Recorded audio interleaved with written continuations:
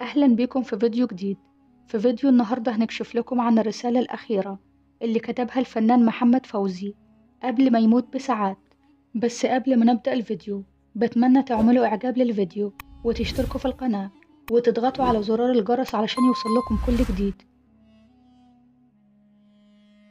أكيد كلنا شفنا أفلام كتير للفنان محمد فوزي وإزاي كان بيرسم البهجة والفرحة لما كان بيأدي أدواره.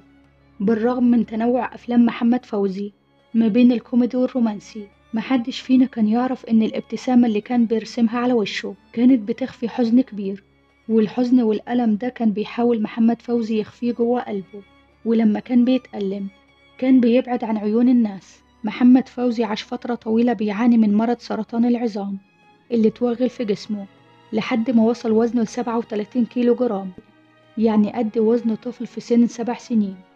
في يوم الخميس 20 أكتوبر عام 1966 كتب محمد فوزي رسالة قبل ما يموت بساعات، وقال فيها: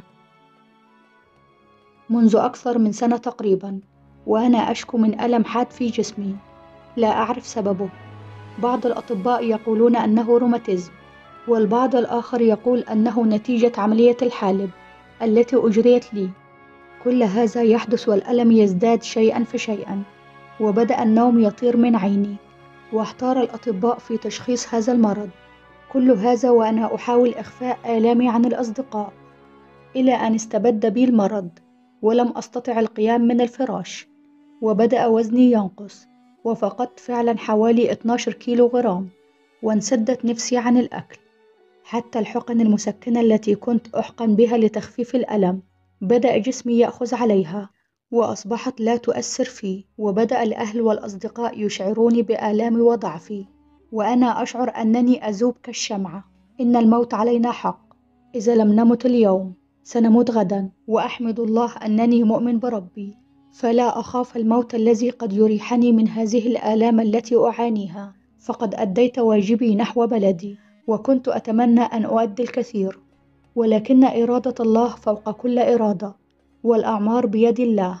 المرض لا يشفيه الطب، ولكنني لجأت إلى العلاج حتى لا أكون مقصرا في حق نفسي وفي حق مستقبل أولادي الذين لا يزالون يطلبون العلم في القاهرة. تحياتي إلى كل إنسان أحبني ورفع يده إلى السماء من أجلي.